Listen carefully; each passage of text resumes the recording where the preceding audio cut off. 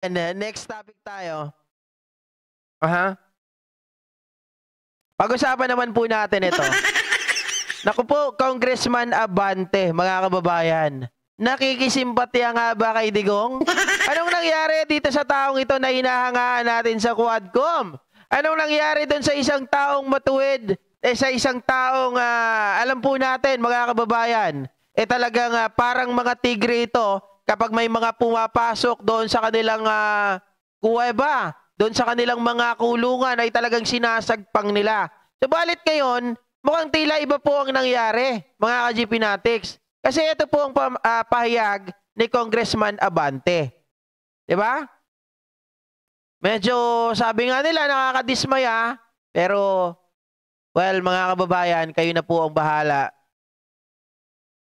Uy, wait lang. Di pala na-send. Ito, basahin ko na lang dito. Ayan, sabi ni Congressman Abante, mga ka-GP Natics, ay ito po. Sabi niya, medyo naawa din ako dahil medyo matanda na siya at mahina na siya. Nakakaawa naman na i-grill namin ng gusto ang dating Pangulo natin. Nagkaroon na ako ng konting simpati. I-send ko dito para sigurado. Nagkaroon na daw siya ng konting simpati. Mga ka-JP Natics. Kunin ko lang ha, para mabasa ninyo.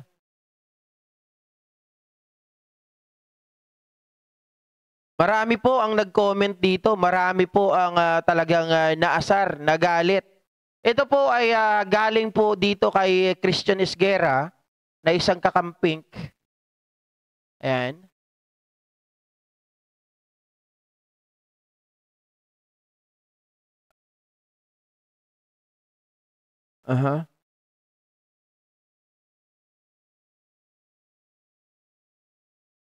So, hold on a second. Plating ko lang mga ka-GP Natics. Ayan. Maliwanag yung sinabi niya, oh. Medyo naawa na din ako dahil medyo matanda na siya at mahina na siya. Nakakaawa naman na i-grill namin ang gusto ang dating Pangulo natin. Nagkaroon na ako ng konting simpatya. Ang sagot naman sa kanya ni Ronald Llamas. Bakit ka maawa sa isang halimaw na mahigit 35,000 ang ipinapatay na walang due process? Ang daming collateral na namatay, paano ka maaawa doon, mga kababayan? Diba? Tayo, meron tayong ugaling Pinoy na maawain tayo sa mga matatanda, maawain tayo sa mga taong alam natin, mga kababayan, karapat dapat. Pero pagdating sa bagay na ito, ay hindi naman pwede siguro na dahil matanda siya, kailangan na siyang bigyan ng simpatya, bigyan na siya ng awa, di ba? Paano naman yung mga tao na naghahanap ng hustisya? Di ba?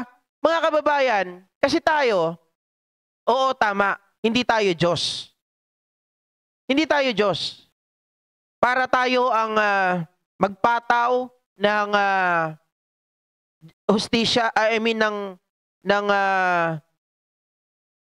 dito kay Digong. Pero mayroon tayong tinatawag na due process. Kaya nga dumadaan tayo dito. Kaya nga inihiring itong si Digong, yung war on drugs, yung EJK, para malaman natin ang katotohanan. And mga kababayan, bahala na po ang ICC or DOJ o kung sino man ang magpapile ng kaso against him.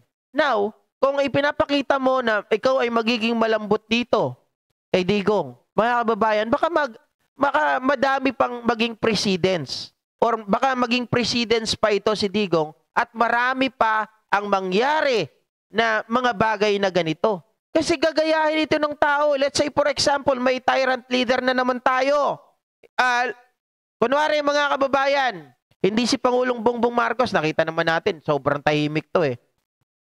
Halimbawa, nakaupo na naman sa pwesto itong si BP Sara. 'Di ba? Punishment.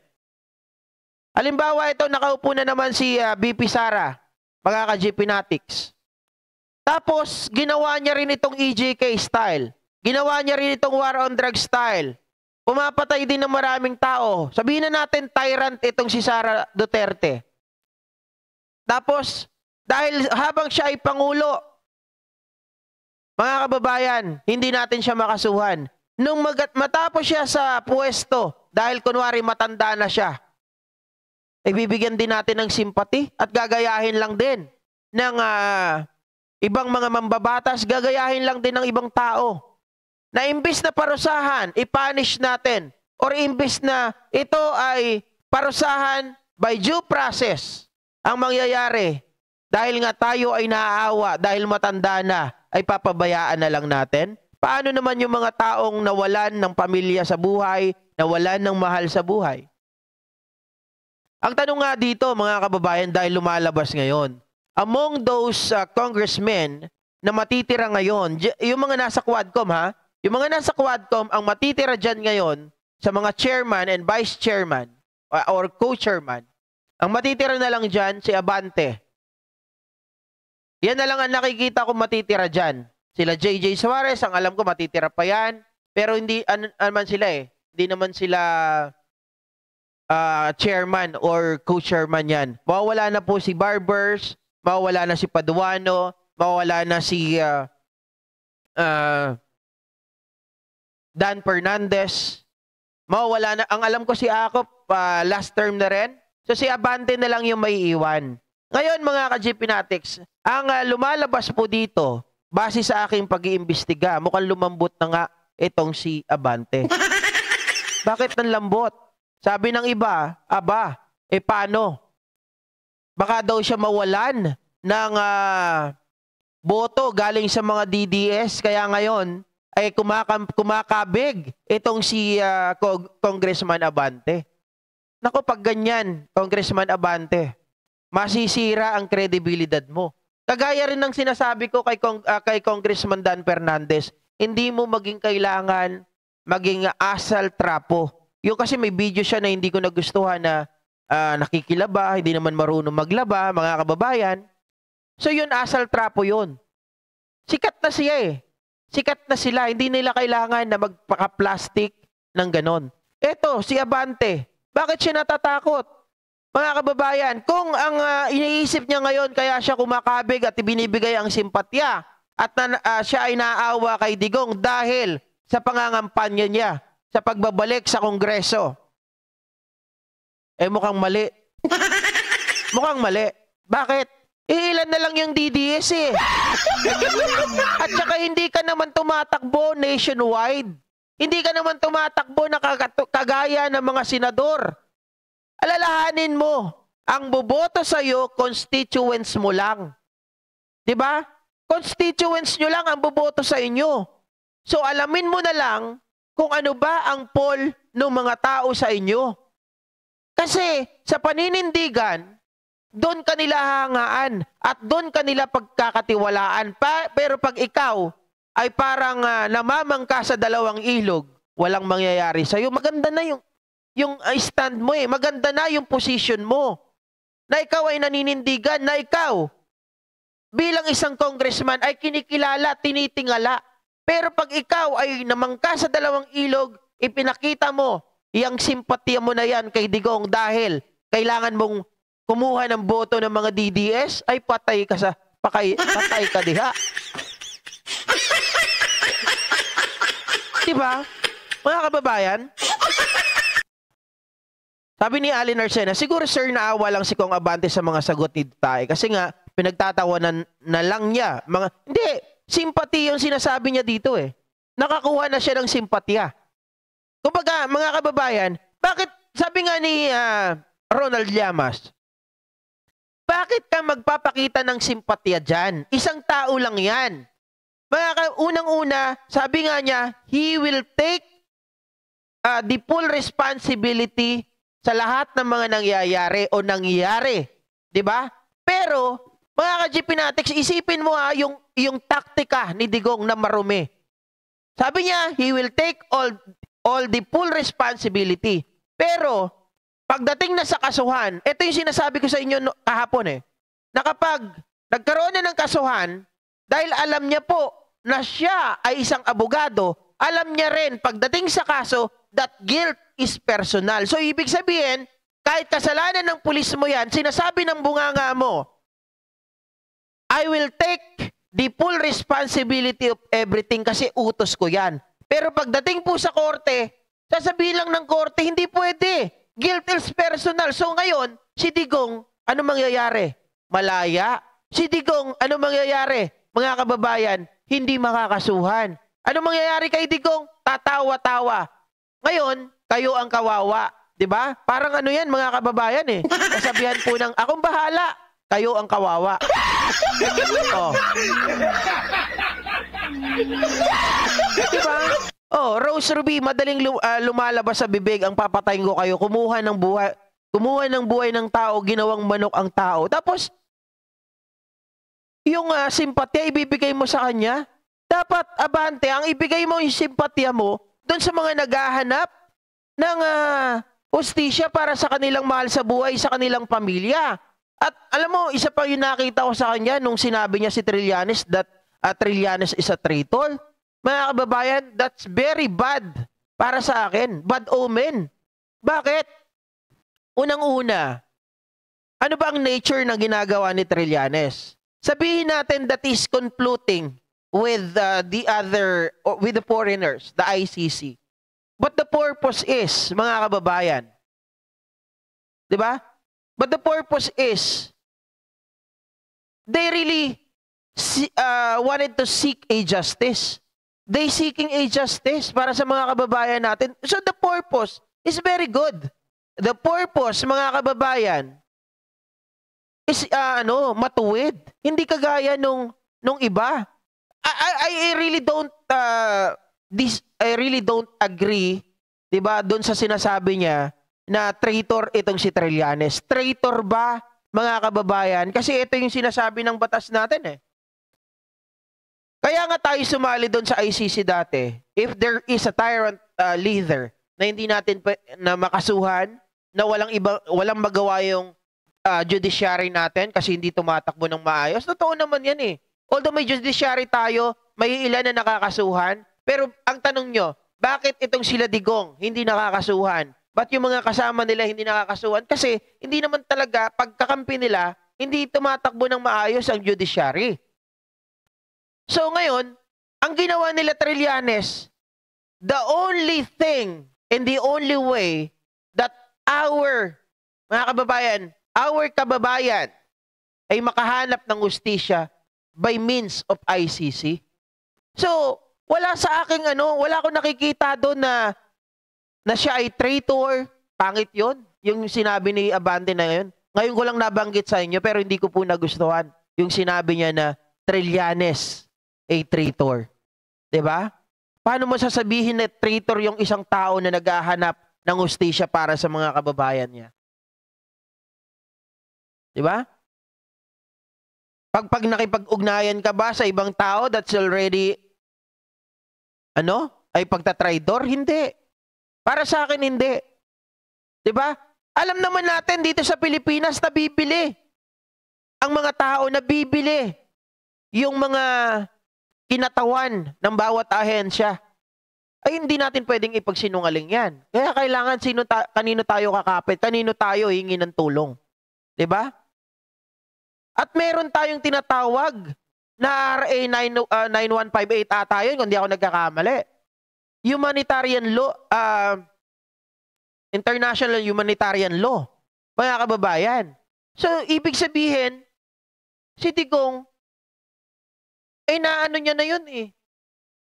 Kumbaga, he already crossed the line. Tapos ngayon, sasabihin mo yung taong tumutulong doon sa mga victims ay traitor? Mali yun. Parang ang ginagawa ngayon ni Abante, naninimbang eh. Mga kababayan, kaya medyo kumakabig. Kayo ba naniniwala at press 1? Kung si Abante ngayon ay talagang sasabihin natin, bumabaliktad na ba? Press 2 kung siya ay balanse lang. Diba? Mother Tess, shoutout po. Gibis. Sorry, Alin Arsenas, 9851 pala. My bad. I stand corrected. Diba? Kakahiya. Hindi maganda. Oo, tama, Ma'am Sen Malenan. Maawa ka sa isang halimaw. Napakadami ng pinatay. Dapat tanggapin mo or iparamdam mo rin sa kanya the consequences of everything that you did. 'Di ba? Kasi isipin mo Abante, ito lang sasabihin ko, the best word that I can utilize para maipaliwanag ko ng maayos yung sinasabi ko. Wala ngang remorse. Itong si Digong sa kanyang mga ginawa. Tapos ikaw, naaawa sa taong halimaw. Diba? Isipin nyo yun, mga kababayan. Walang remorse itong matandang ito, si Digong. Sa kanyang mga ginawang pagpatay, sa kanyang mga ginawang kababuyan, sa kanyang mga ginawang kalokohan, tapos ikaw maaawa ka doon. Remember, almost 35,000 people had been killed during the Duterte war on drugs. Tapos maaawa ka? Ngayon, medyo sa totoo lang, sa mga member ng Quad, sorry to say, hinahangaan ko kayo pero nababawasan. Kasi iba yung pinapakita nyo kay Digong, iba yung pinapakita nyo doon sa ibang mga resource person. Kumaga para sa akin, selective din ba, medyo selective din ba kayo? Kasi unang-una, iniintindi ko kung paano yung pamamaraan ninyo. Baka may sarili kayong style. Diba? Yung unang atake mo kay Digong, nung first part of the hearing, ang galing nun Ang ganda nun. Hinangaan ko yon na ginulpi-digulat mo kaagad si Digong. Na ipinamukha mo sa kanya na malaki ang naitulong ninyo, hindi ang mga DD shit trolls. Pero dito nagsalita ka pa that you have a sympathy for him. Buwa ka ng nanay.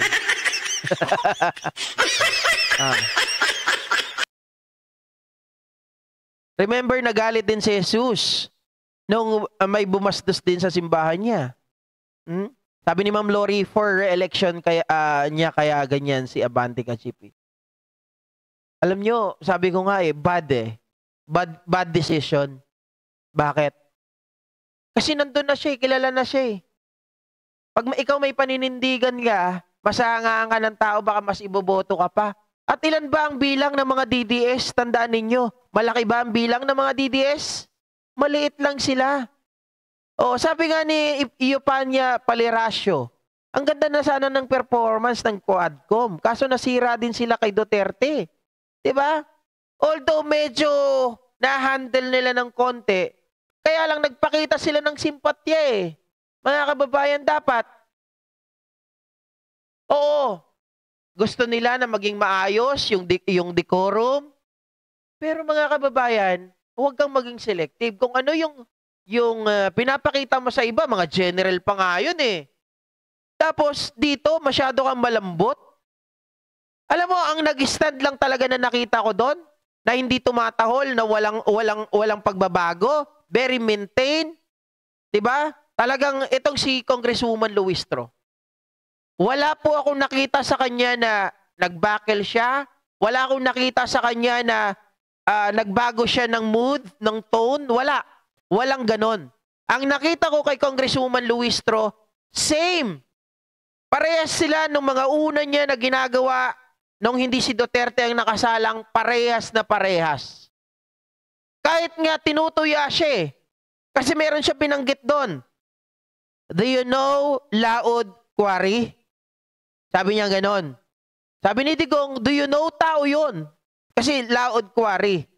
Dapat ang tanong, do you know Laod yung apelyido? Do you know Ben Laod? Dapat ganon. Kasi pag do you know, tao yun. Kaya inano ni Digong, kumbaga, tinuyaan niya si Luistro. Do you know Laod Quarry? Sabi niya ganon. Kasi pag do you know, tao dapat. Do you know Laod Quarry? Laod Quarry is a place. Dapat ang tanong, do you know Ben Laod? Diba? tinuya siya, pero tuloy-tuloy pa rin.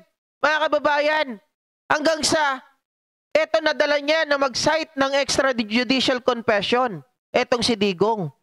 At pinahiya niya pa nga sa pamamagitan ng video na iniharap niya dahil yung abogado si Attorney Bello, sinasabi niya na, oh, bakit mo binibintang? Ang sinasabi mong cause ng Easter bombing or Sunday bombing ay si Duterte. Ako ang nag-imbestiga niyan. Nung panahon na yan si Duterte ay piskal pa lamang. Wala siyang kinalaman dyan. But, Luistro have an evidence, a video evidence that Duterte already admitted that he is the one responsible for the Easter bombing. Eh di pahiya ngayon si Bello. Diba? Kumbaga maintain yung tone ni Luistro all throughout. Kahit nung mga unang hearing na wala pa si Duterte, hanggang nandun si Duterte, si Luistro lang talaga and nakita ko naiisa ang tono. Si Paduano, isa rin ang tono. Kaya lang napipigilan siya ni Barbers. Napipigilan siya ng ibang mga co-chairman. Pero medyo lumambot din. Medyo kumabig din ng konti. Diba? Si Kong Suarez, tama. Ma'am Lori, tama po. I totally agree. Kasi si Kong Suarez, mataas din ang boses. At talagang hindi niya pinaporma si Digong. At yung ginagawa na pag-call out ni Trillanes ay sinusundan ni Suarez. Kaya gusto ko yung ano nila, yung tandem nila eh. Nung bumalik si Barbers, nako, nawala na naman. Oh. Si Paduano, medyo umano rin. Medyo, nung napipigilan siya, medyo umano na, mga kababayan. Ang talaga nag-stand out sa akin doon si Luistro, tapos si JJ Suarez. Yun ang nag-stand out sa akin. Correct. Emma Supoco, okay lang kawaan. Pero panugutin. Pero ako, hindi na ako magpapakita ng awa dyan. Hindi, ako sa totoo lang, tao rin tayo. Pero, between 35,000 and 1, 35,000 ako. Mga kababayan, maraming nasirang pamilya dahil doon. Diba?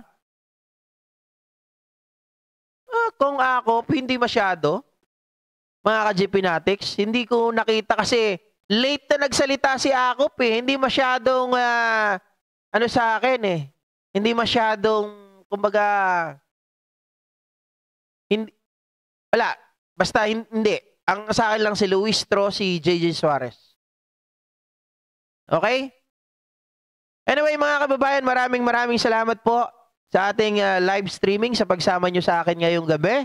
At hanggang sa susunod na araw po, sa susunod nating mga vlogs. Maraming salamat, mga kababayan, at magandang gabi po sa inyong lahat.